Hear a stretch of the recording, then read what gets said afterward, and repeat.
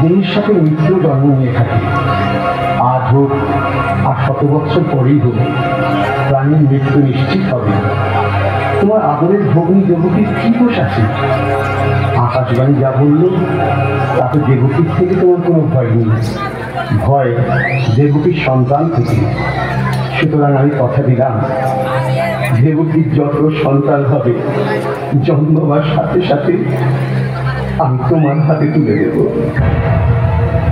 ঠিক আছে, ওকে আমি ছেড়ে দিলাম। বসুদেব, তোমায় আমি বিশ্বাস করি, তাই দেবকীকে তোমার কথায় ছেড়ে দিলাম। তুমি নিষ্ঠাবান মানুষ, তাই তোমায় বিশ্বাস করি। কিন্তু তোমাদের আর রাজপ্রাসাদে রাখবো না। আমি তোমাদের কারাগারে পাঠাবো। 8ম গর্ভের সন্তান শেষ না করে আমি তোমাদের মুক্তি দেব না। তোমাদের মুক্তি নেই, মুক্তি নেই।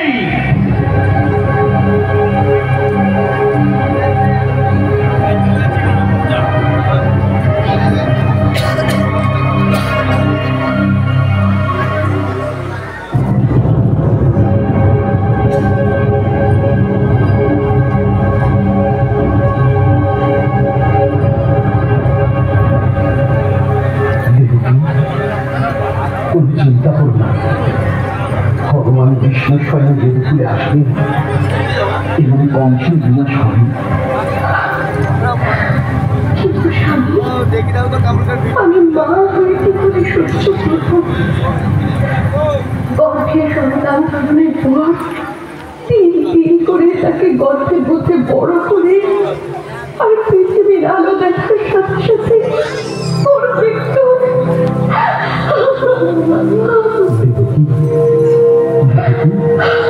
ভগবানের লীলা বোঝা ভাব, আমরা সবাই তার ইচ্ছাতে চলি। সুতরাং আমরা তার ইচ্ছা ছাড়া কিছুই করতে পারি না। কিন্তু আমি যে বুঝতে পারছি না আমি কি কর্মফল করেছিলাম যার জন্য এত কঠিন ফল ভোগ করতে হবে আমার। দেখো দেখো, তুমি কষ্টটা দিচ্ছ, কিন্তু তুমি এটা দিচ্ছ না। তুমি কত বড় ভাগ্যবতী, এই জগতে এত মানুষ থাকতে ভগবান তোমার গর্ভে জন্মগ্রহণ করতেন। বলো, তুমি কত জানো, কত বোঝো, কিন্তু তুমি বলো আমি কি করে সহ্য করি, আমি কি করে সহ্য করি?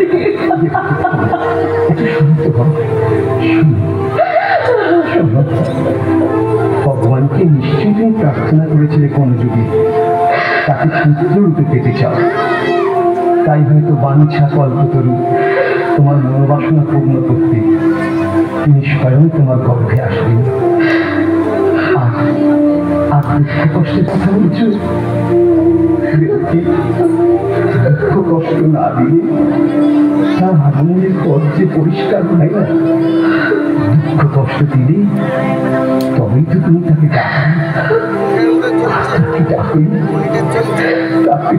তিনি ধরা দেন, তিনি ধরা দেন। আমি আর ভাবতে পারছি না গো, আমি আর ভাবতে পারছি না তার কেমন লীলা, আমি ভাবতে পারছি না।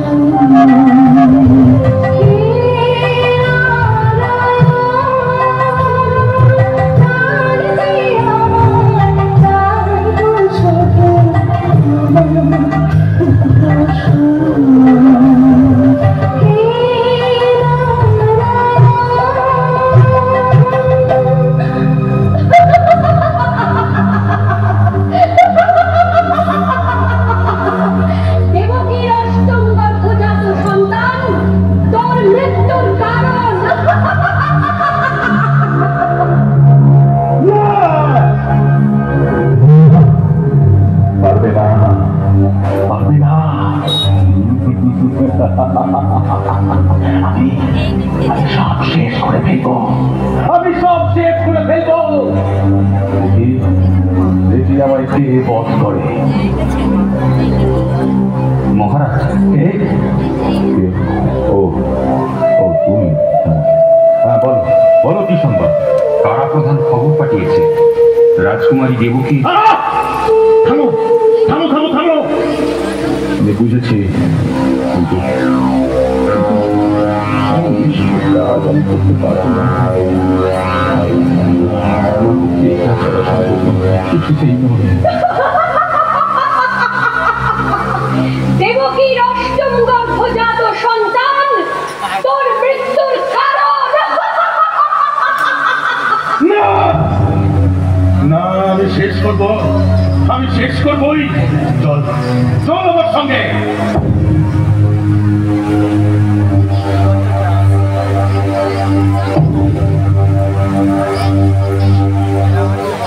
সন্তান দে, সন্তান দে, সন্তান দে।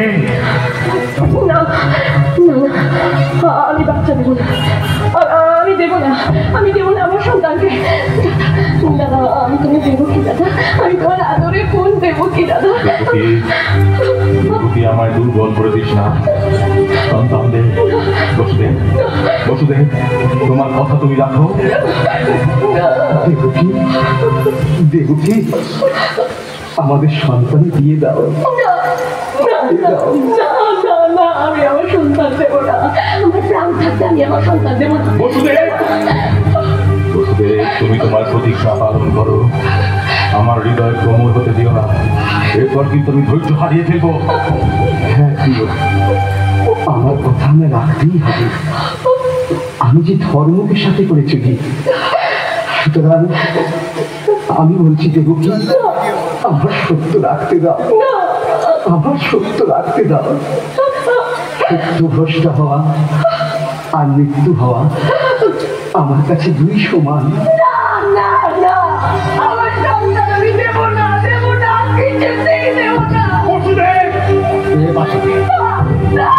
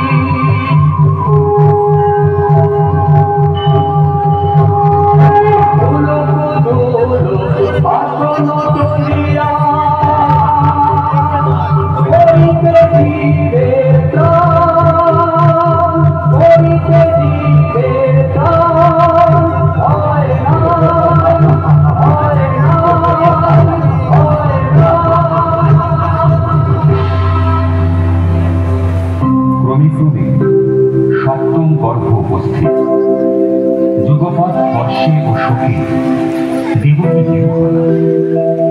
এই সপ্তম হিরণ্যগর্ভ বিষ্ণুর পলাশন। লোকে একে অনন্ত নামে অভিহিত করে। বিশ্বাত্মা ভগবান জানতে পারলেন দুর্বৃত্ত কংসের অত্যাচারে তার অনুগত যাদবগণ ভীত হয়ে পড়েছেন। তখন তিনি যোগমায়াকে আদেশ করলেন, হে দেবী, তুমি গোপ পরিবৃত ব্রজধামে গমন করো। নন্দগোকুলে বসুদেবের ভার্যা রোহিণী আছেন। যাদবগণ সহ তারা গোপনে বাস করছেন। আমার অনন্ত নামক কলা দেবকীর উদরে গর্ভরূপে আবির্ভূত। তুমি ওকে আকর্ষণ করে রোহিণীর উদরে স্থাপন করো। তারপর আমি পূর্ণরূপে দেবকী পুত্রের রূপে উৎপন্ন হব। হে সুখী, তুমিও নন্দকর্মী যশোদার গর্ভে উৎপন্ন হবে। মনুষ্যগণ তোমাকে সর্বকামনার ও সর্ববরের অধীশ্বরী ও প্রদাত্রী বলে জানবে। পৃথিবীতে তোমার নানা নাম কীর্তিত হবে। গর্ভ সংকর্ষণ করিবার ওই গর্ভজাত সন্তান সংকর্ষণ নামে অভিহিত হবে। লোকপ্রিয় বলে তিনি নাম এবং বলাধিক্যবশত তিনি বল নামে খ্যাতি লাভ করবেন।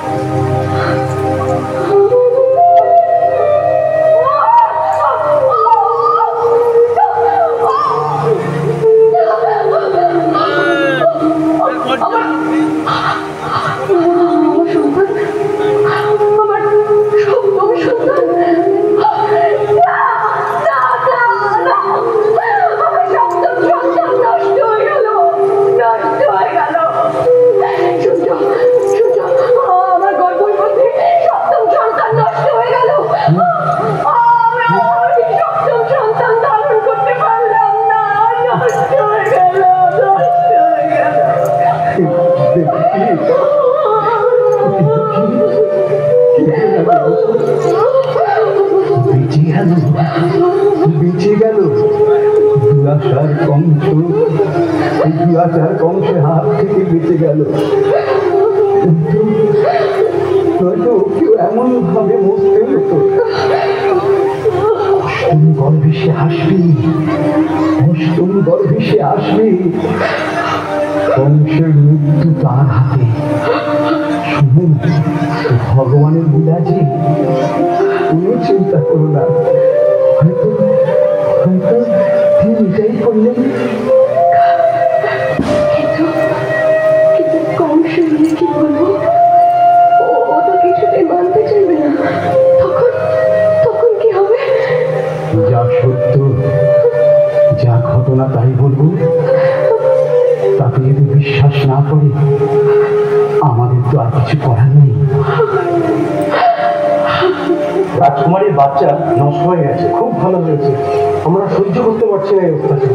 যাই, আমি বরং গিয়ে সংবাদটা মহারাজকে দিয়ে আসি, নইলে আবার আমাদের জীবনেই তো টানাটানি। যাই না, শুনে দেব কি, প্রহরীদের হৃদয় আছে। দেখো, ওরাও আর সহ্য করতে পারছে না। কংসের পাপের শেষ নেই গো, কংসের পাপের শেষ নেই। কোথায় কোথায় গেল সপ্তম গর্ভ? বল, উত্তর দে। শুনলাম সেই সন্তান নাকি নষ্ট হয়ে গেছে।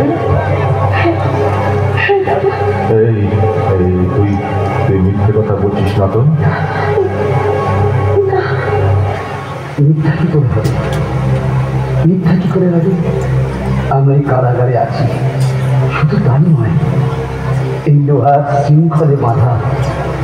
তারপর চারিধারে তোমার প্রহরী। সুতরাং মিথ্যা কি করে হবে? মিথ্যা কি করে হবে? বসুদেব, বসুদেব, তুমি আবার প্রভুদের একটু দিয়ে বস করনি তো?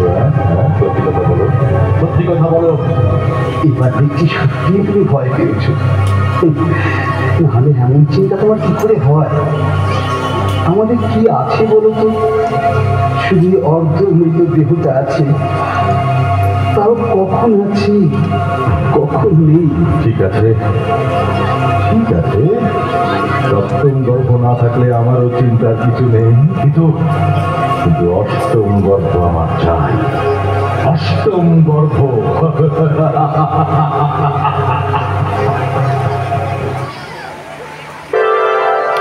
বসুদেব, বসুদেব, কে কে? আমি এসেছি। কি এ কি? আমি কি দেখছি? আমি কি দেখছি? ভগবান শ্রীকৃষ্ণ আমার সামনে, ভগবান শ্রীকৃষ্ণ আমার সামনে। ভগবান, তোমার এতদিন আগমনের সময় হলো, আমার সব কিছু দিয়ে তোমায় প্রণাম জানালাম। তুমি আমার প্রণাম গ্রহণ করো। কত জন্মের তপস্যা, তুমি নিজে এসে দর্শন দিলে। তুমি নিরবিচ্ছিন্ন আনন্দ স্বরূপ এবং সর্ববুদ্ধির সাক্ষী। হে মৃত্যু হয়নি বালক, তুমি আমাদের রক্ষা করো, তুমি আমাদের রক্ষা করো। অশুভ শক্তি নাশ করো, ধর্মকে রক্ষা করো। বসুদেব, পূর্বে তুমি ছিলে সুতপা নামে, আর দেবকী ছিল কৃষ্ণ নামে পরিচিতা। প্রজাপতি ব্রহ্মা তোমাদের পতি পত্নী উভয় প্রজাকে সৃষ্টির জন্য আদেশ করেন। তোমরা দুজনেই কিন্তু আমার জন্য কঠিন তপস্যা করেছিলে। আমি তোমাদের তপস্যায় সন্তুষ্ট হয়ে বর প্রার্থনা করতে বলেছিলাম। তোমরা বর চেয়েছিলে আমার মতো পুত্র সন্তান, কিন্তু আমার মতো গুণে শিলে ঔদার্যে আমার জন্য জগতে আর নেই দেখে আমি তোমাদের পুত্র রূপে এসেছিলাম এবং কৃষ্ণপুত্র নামে সর্বত্র খ্যাতি লাভ করেছিলাম। দ্বিতীয়বারই কশ্যপের ঔরসে অদিতি গর্ভে আমার জন্ম হয়। ইন্দ্রের কনিষ্ঠ বলে উপনীত এবং খর্বাকৃতি হয়েছিলাম বলে বামন নামে বিখ্যাত হয়েছিলাম। বর্তমান যুগে সেই আমি, সেই তোমাদেরই পুত্র রূপে অবতীর্ণ হলাম। এখন আমি সত্য শিশু রূপে পরিণত হচ্ছি। আমাকে নিয়ে গোকুলে নন্দের ঘরে রেখে এসো, আর নন্দপত্নী যশোদার ঘরে সদ্যজাত কন্যা রয়েছে, ওকে নিয়ে এই কারাগারে চলে এসো। দেবী যোগমায়া এই লীলায় তোমাদের সকল সাহায্য করবে।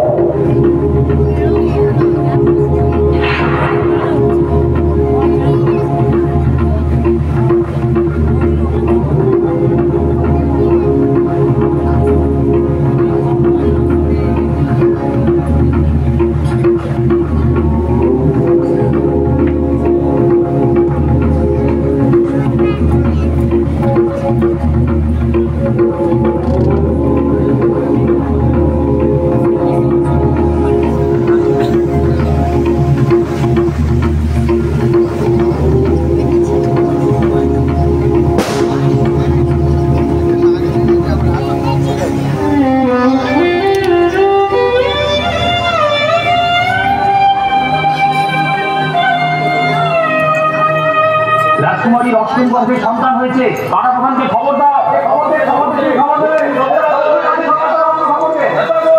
না, না, না, না, না, আমি এই সন্তান দেবো না, কিছুতেই দেবো না, কিছুতেই না, না, না, আমি দেবো না, দেবো না, আমি এই সন্তান কিছুতেই দেবো না। দেবকী, দেবকী, ও কন্যা সন্তান হয়েছে। কন্যা সন্তান?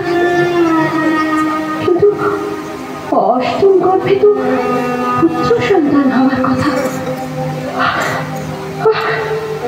না, না, পুত্র হোক আর কন্যা হোক, রাক্ষস বংশ এক্ষুনি ওকে মেরে ফেলবে, ওকে এক্ষুনি মেরে ফেলবে, ওকে এক্ষুনি মেরে ফেলবে। না, না, না, কোনো চিন্তা করো না, ভগবান শ্রী শ্রী লীলা বোঝা এসব তারই ছলনা। দেখো, এর উত্তর তিনি যথাসময় দেবেন। শুধু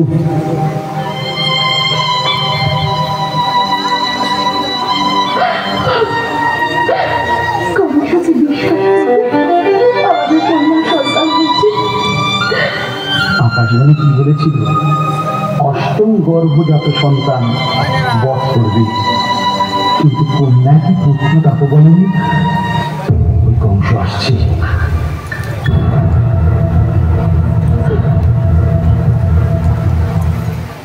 পুত্রদেব, পুত্রদেব, আমার মৃত্যুর কারণ যে তাকে আমার হাতে তুলে দে। অষ্টম গর্ভ, হ্যাঁ, আজ থেকে আমি অমর হব, অমর হব, আমি অমর। দাদা, দাদা, এবার পুত্র নয় দাদা, কন্যা হয়েছে। কি বললি? পুত্র নয়? হতে পারে না, এ হতে পারে না। আকাশবাণী বলেছিল দেবকী অষ্টম গর্ভ সন্তান আমায় বধ করবে। অত্যন্ত অসম্ভব। কোন কন্যা আমায় বধ করতে পারবে না, কিছুতেই পারবে না। বসুদেব, বসুদেব, বসুদেব, নিশ্চয়ই এ তোমার কোনো ছলনা। বলো, বলো, বলো, বলো, তুমি বলো, সন্তান বদল করে আমি তো বলো। কি বলছো? কি বলছো তুমি? এই রুদ্ধ কারাগারে, এই শিকলবদ্ধ অবস্থায়, এত প্রহরী, কি বলছো তুমি? তাহলে তাহলে আকাশবাণী মিথ্যা? তা কি করে হয়? ধর্ম যখন মিথ্যা হয় না, ঈশ্বরের বাণী মিথ্যা হয় না। ভগবান, ধর্ম, আমার উপর আর কেউ নেই। আমি শেষ কথা, আমি আমি শেষ কথা। দেখো, দেখো, তুমি বড় উত্তেজিত হয়ে পড়ছো। তোমার হাতেই তো সব ক্ষমতা। ওই তো অষ্টম গর্ভের সন্তান। আকাশবাণী কি বলেছিল? অষ্টম গর্ভের সন্তান তোমায় বধ করবে। সেটা পুত্র না কন্যা তা তো বলেনি। তোমার শত্রুকে হাতের কাছে পেয়ে তুমি চিন্তা করছো? তোমার মৃত্যুর কারণ যে, সেটা তোমার হাতের কাছেই আছে। কিসের চিন্তা? হ্যাঁ, ঠিক, বসুদেব ঠিক বলেছে। ওই বাচ্চাটি অষ্টম গর্ভের সন্তান দেখে না, না, আমি দেবো না, একে আমি দেবো না, একে আমি কিছুতেই দেবো না। এই যে কন্যা দাদা, এ তোমার কোনো ক্ষতি করবে না, একে আমি দেবো না। দাদা, দাদা, একে আমি দেবো না। তোমার সাতটা সন্তান আমি হারিয়েছি, তুমি তাদের হত্যা করেছো। না, না, না, না, আমি হত্যা করতে দেবো না, আমি দেবো না, আমি দেবো না। বলছি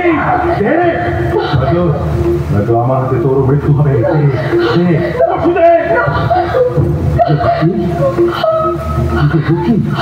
দিয়ে দাও বাচ্চা। এই দিনটার জন্য প্রাণীর ভয় অপেক্ষা করে আছে। না, না, না, না, আমি দেবো না, আমি দেবো না, আমি আর সহ্য করতে পারছি না। দিবি না, দিবি না? ওই দেখো, ছোটা সন্তানের রক্তের দাগ এখনো স্পষ্ট। কিন্তু এটাই আসল। এটা এটা শেষ হলে আমি আমি অমর হব, অমর হব।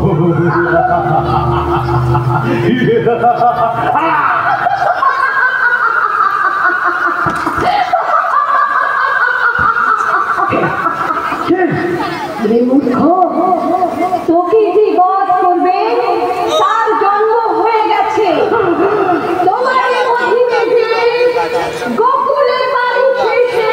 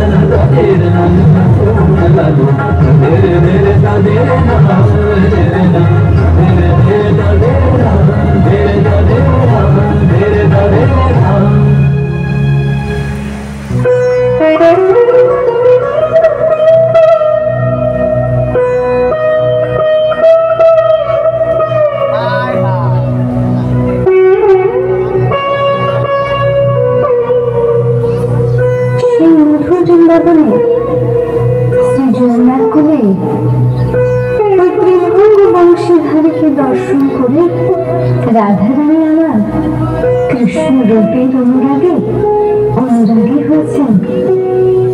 আর এই অনুরাগে জর্জরিত রাধারানী তার সুখীদের কাছে বিলাপ করে বলছেন, দেখলাম চিকন কালা গলায়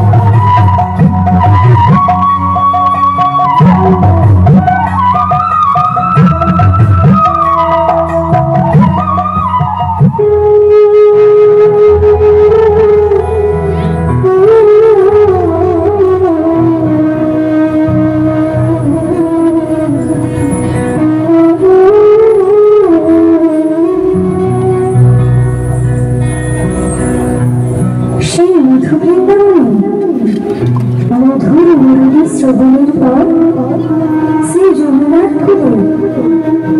ত্রিভঙ্গ বংশীধারীকে দর্শন করে রাধারানী আমার আজ কুঞ্জ অধিষ্ঠানের অধিবাসী।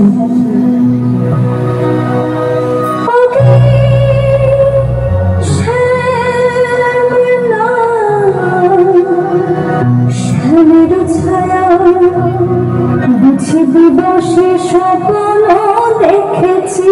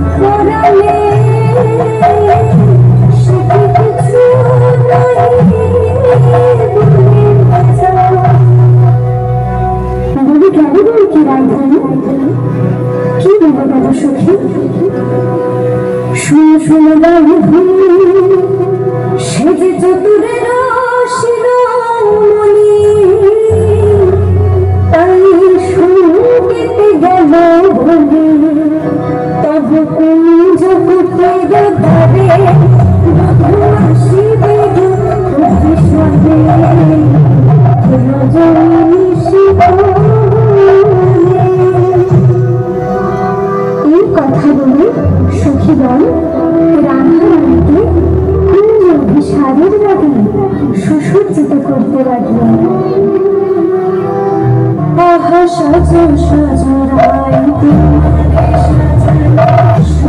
সোহাগের ভূষণে সাজো সাজো রাইতে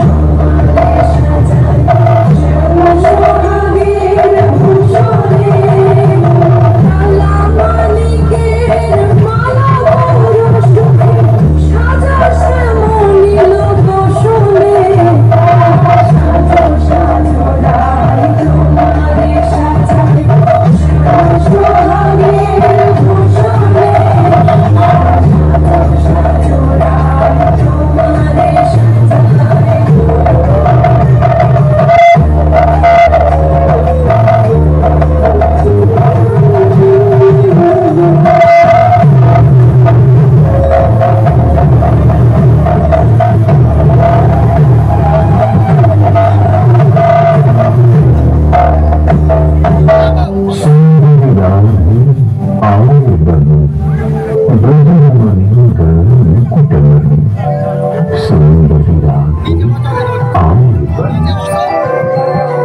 सुंदरी राधे आवे बनी सुंदरी राधे आवे बनी गजरमणि गण मुकुटमणि सुंदरी राधे आवे बनी सुंदरी राधे आवे बनी